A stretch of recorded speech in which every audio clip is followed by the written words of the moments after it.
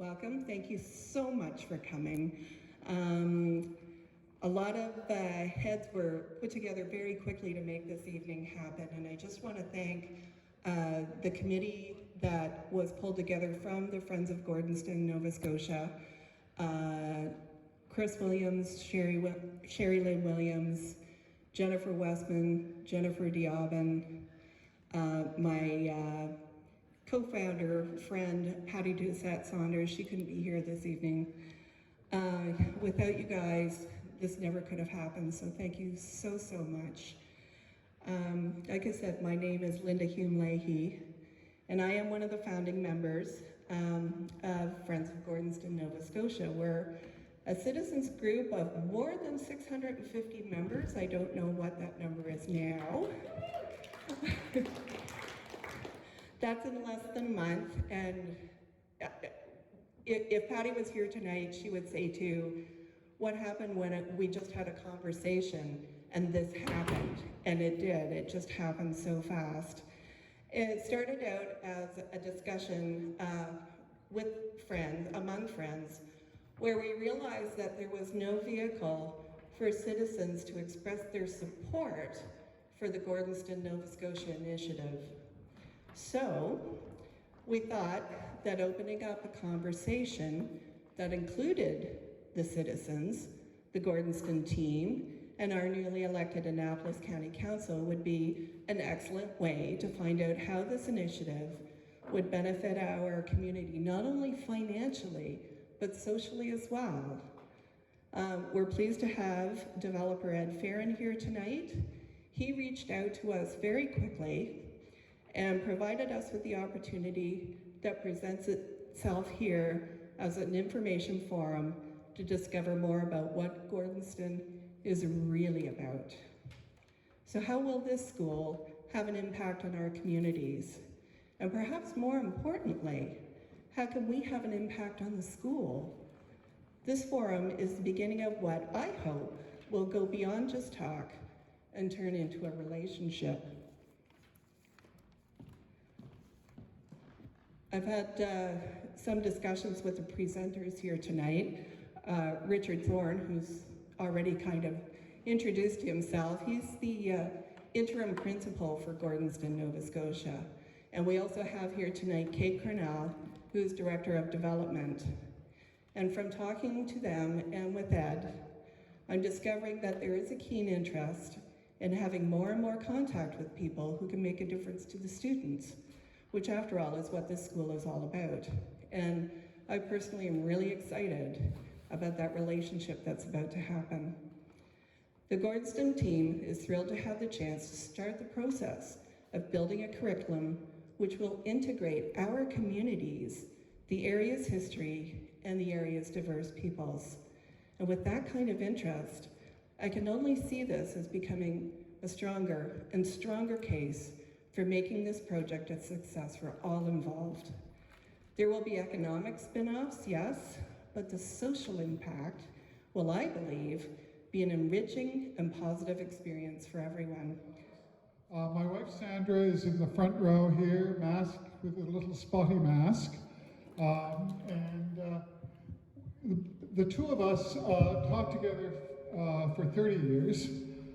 We each had a 32-year career. Sandra started teaching at an independent school, Netherwood School, which became part of Rossay Netherwood School.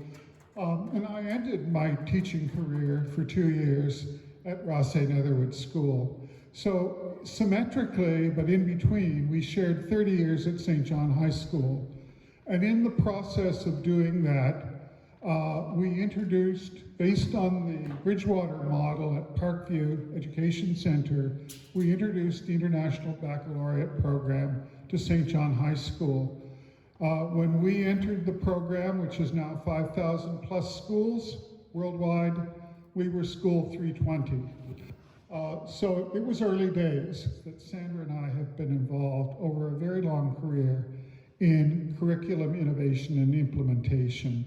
And that's what drew us to this project when Edward asked us. And it was an invitation we found difficult to resist. And so, my name is Kate Cornell, and I'll be telling you a bit more about my story later on tonight. Up here, really? Is that way too loud? Okay. All right, we're good. Tell me if you can't hear or anything. Thank you, Jennifer. Okay, so my name is Kate, and I have a 21-year career in education. You can already read all of this. My story of why I'm here, I will relay to you in a little while. But just to say that I have worked in international schools in the last 13 years through Nord Anglia Education, who have 69 schools worldwide. I've adopted many different roles as interim principal, curriculum and leadership consultant, and also English teacher in all of my positions. And since moving here 3 years ago, I've also become a property developer in the local area. Without any further ado, we are absolutely thrilled to meet the friends of Gordonstoun Nova Scotia.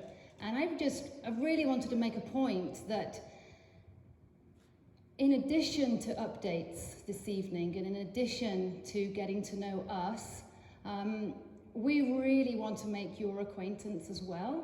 And it's very important to us that you can see this project through our lens.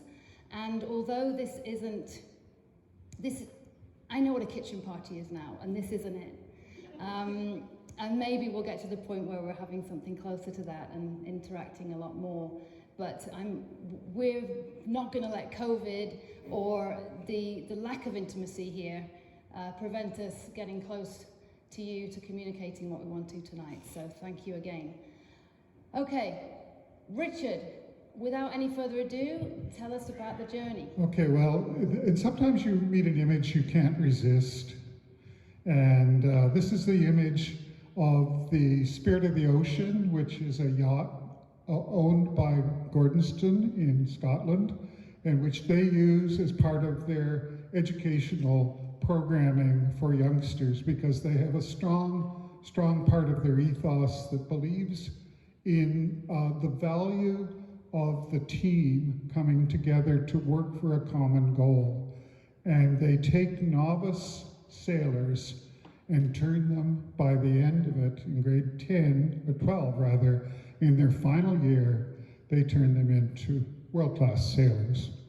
And it's an experience that is unique in binding the students together, and it's the only independent school that does such a thing. And they live, on a rather angry stretch, this may sound familiar, of water called the North Sea, but I'm sure the Bay of Fundy can give it a pretty good run for its money as well. Anyway, we thought this was a nice segue into, if you like, the proposed timelines and updates. And this is quite a familiar image because it's been used several times on the internet, and it's an image that has been developed by Acre Architects and Brackish. They're consultants, and you can barely make out their indicias in the lower left portion of the image, but it shows the notion, not necessarily what's going to end up there, but the notion of what's going to end up there. And we will need an entranceway, we'll need student residences, we'll need classroom space, and we'll need a great dining hall or a great space. So that's kind of our way forward in the early days. And then, of course, with a campus of that size and beauty, there are many other future possibilities beyond that.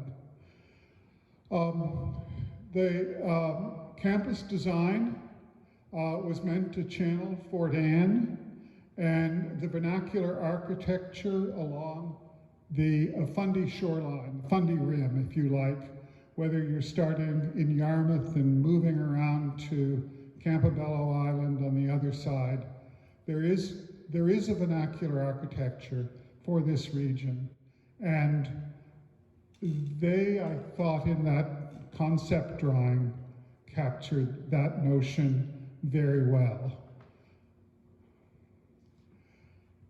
There is construction timetables, and we have gone through several stages of these timetables, pretty unremarked upon by many people, but we've already conducted a site audit. You have to know what's there, and there's a lot there, a whole lot there. And we've gone through the campus design. The County of Annapolis have issued a request for expressions of interest on some of the equipment, and there's still ongoing discussions on various bits and pieces. Following that and following the ultimate disposal of those assets, that in some, quite frankly, will be a wide open fair for those what might want to salvage some lumber, the knacky people who do those things, but there will be a clearing of the site, and there'll be deadlines for that. In the late spring of 2021, I believe that Mr. Farren is already planning the groundbreaking ceremony, and the beginning of the construction of buildings will begin in the fall of 2021. We're not throwing everything away. We are keeping some buildings that in the short term could be very useful to us, and they relate directly to programming, which is my department, and so we've identified several that are useful.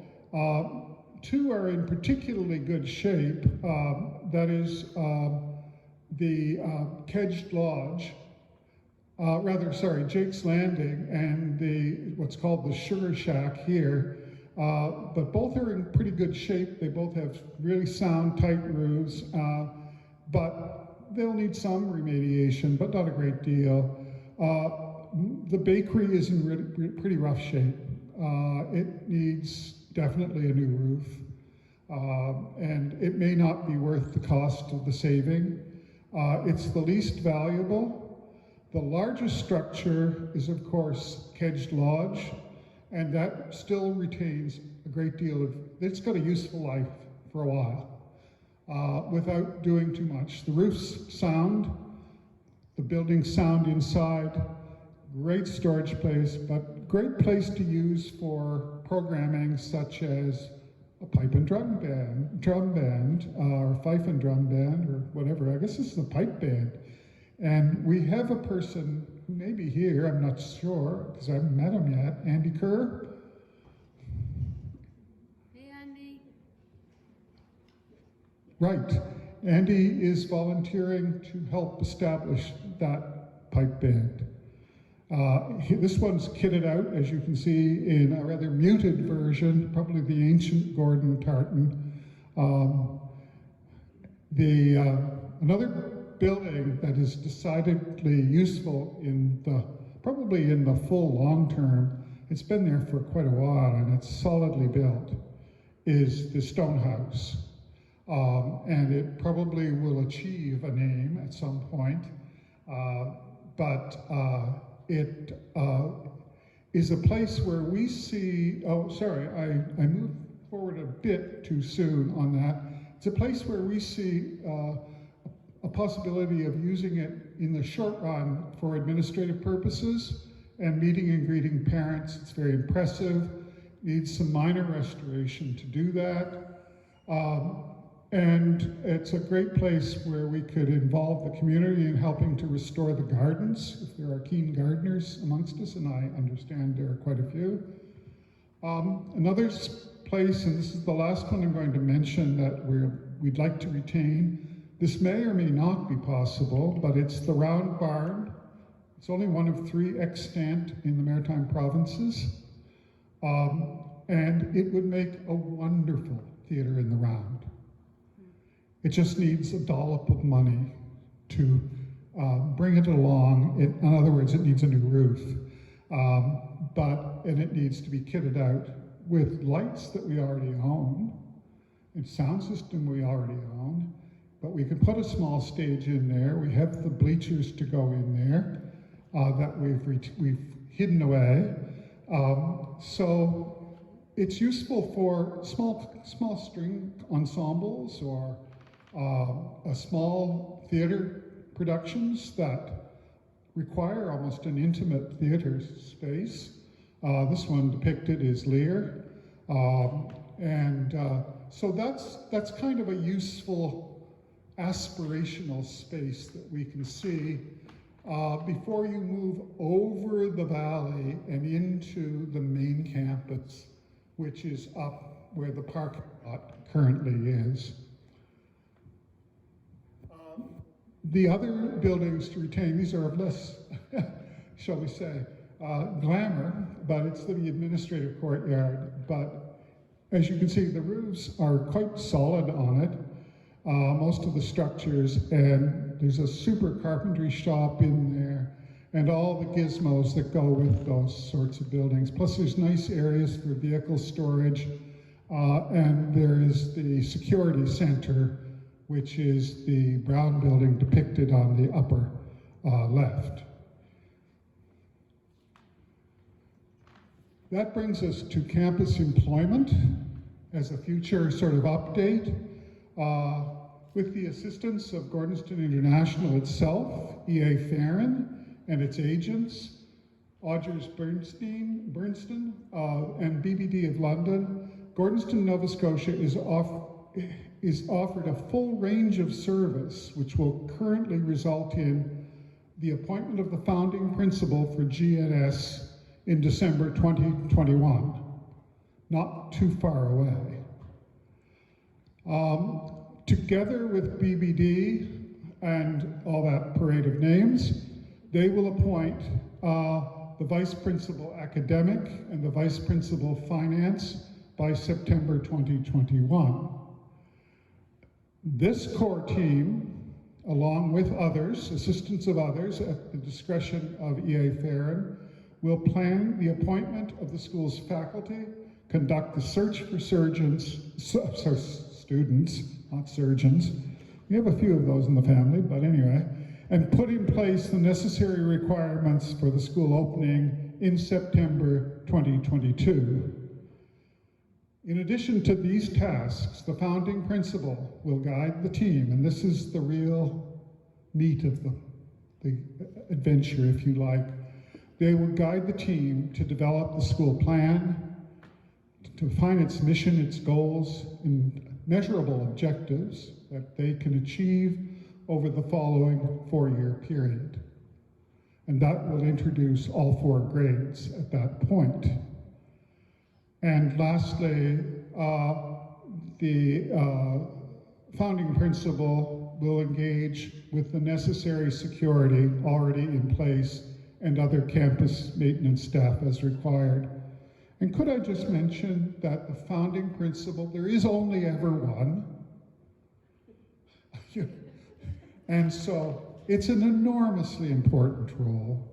And it requires, as you can see, incredible amounts of energy and leadership and the ability to draw together disparate parts and disparate people into a working team.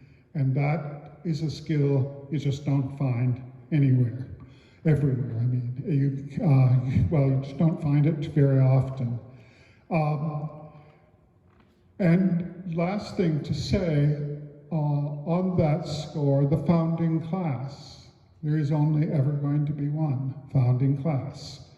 And the first students in will become the founding class in grade 10 and the founding class in 11 and the founding class in 12.